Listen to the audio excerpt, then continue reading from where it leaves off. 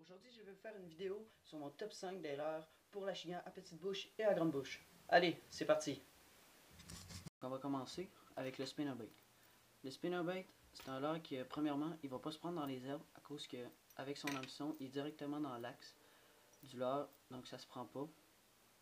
Et puis j'aime bien utiliser, quand je pêche dans les lacs, j'aime bien utiliser des spinnerbaits plus gros que quand je pêche dans les rivières, parce qu'avec des spinnerbaits plus petits, ils sont plus compacts, donc ils ont moins tendance à se prendre dans les roches, dans les rivières. Tandis qu'avec les lacs, il y a pas il y a de la roche, mais pas beaucoup. Donc c'est mieux avec un spinnerbait plus gros. Ensuite de ça, en top 4, on a les grenouilles. Les grenouilles, j'en ai plusieurs types, donc comme celle-là, avec des palettes. Celle-là, ça va être flottant. Et puisque les hameçons sont par-dessus, c'est deux hameçons, donc il n'y en a pas un troisième en dessous. C'est deux hameçons, donc il ne se prendra pas dans les herbes. Ensuite, j'en ai un autre type, comme les grenouilles, celle-là. Ça, c'est la Copper de Life Target. Moi, dans ce style de grenouille-là, j'aime bien couper les pattes en arrière, parce que le bass, il a tendance à attaquer par en arrière, puis des fois, juste pogner les pattes. Donc, en les coupant, ça l'oblige à attaquer tout le leurre. Donc, ensuite, il se prend. Aussi, j'aime bien écarter plus les hameçons, pour qu'il y ait plus de taux de ferrage réussi. Ensuite de ça, j'en ai un autre style de grenouille, comme celle-là. Ça, c'est une grenouille en plastique mou, soft bait. Donc, moi, ces grenouilles-là, j'aime bien les monter en montage texan, comme ça. Ensuite, vous venez leur passer. Et puis ensuite, vous voyez la fente, on leur passe dedans, comme ça. Donc, ça va être comme la Copper de Life Target, sauf que ça va être une grenouille molle. Puis les pattes en arrière, ils font beaucoup de mouvements au-dessus de l'eau. Ça attire le bass. Ensuite de ça, comme top 3, j'ai les jerkbait. Jerkbait, j'en ai plusieurs sortes, comme ceux-là.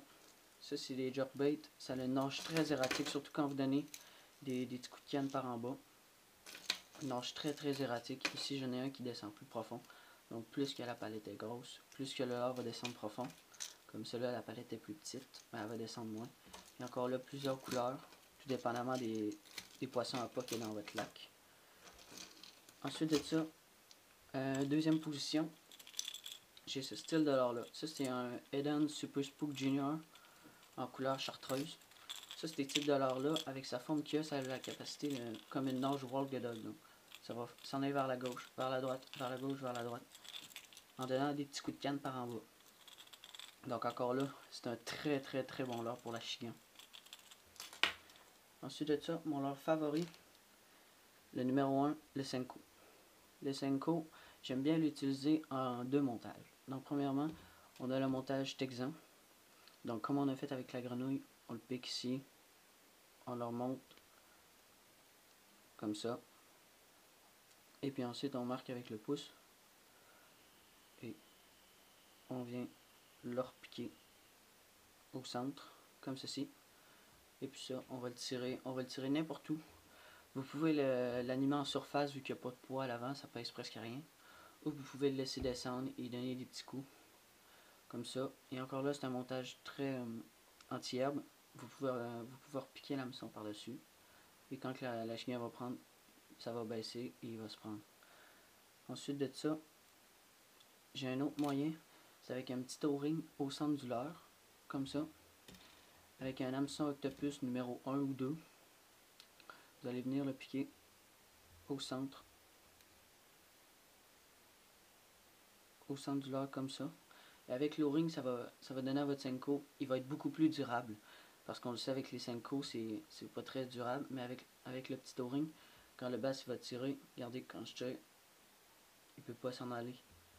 Donc ça, c'est un très bon type de leurre pour tirer en dessous des quais, surtout, et aussi dans les herbes. C'est ça. Ensuite, j'ai plusieurs types de Senko. Comme celui-là, c'est un Green Pumpkin. Donc plus la couleur de l'eau est foncée, plus on va utiliser des couleurs de Senko foncées. Et plus l'eau est claire, on va en utiliser des plus clairs. Comme ici, j'en ai des roses pour les eaux plus claires. Comme ça, c'est des guerriers Yamamoto en 5 pouces. Moi, j'aime bien la longueur 5 pouces. J'ai toujours pris ça. Comme ici, on a Bubblegum. Ensuite de ça, on en a d'autres. Comme ça, c'est des Bass Pro Shop. J'en ai en... Ça, c'est blanc, comme pour un shad. Après ça, j'en ai en couleur plus black, noir et bleu. Comme ça, je vais utiliser ça dans les eaux très très foncées. Comme ça, le bass, il va être meilleur pour pouvoir le localiser.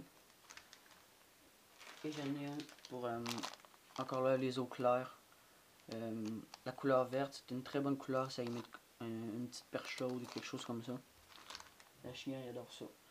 C'est tout pour les leurres à basse. Donc, dans les prochains jours, je vais faire plusieurs vidéos, notamment de la pêche du brochet. Aussi, je vais faire un top 5 sur mes leurres favoris pour le brochet. Aussi, il va suivre une petite vidéo de la pêche au poisson-chat. Donc, la barbotte dans la rivière Chaudière que j'ai pêché cet été. Donc, merci d'avoir regardé la vidéo et je vous dis à la prochaine.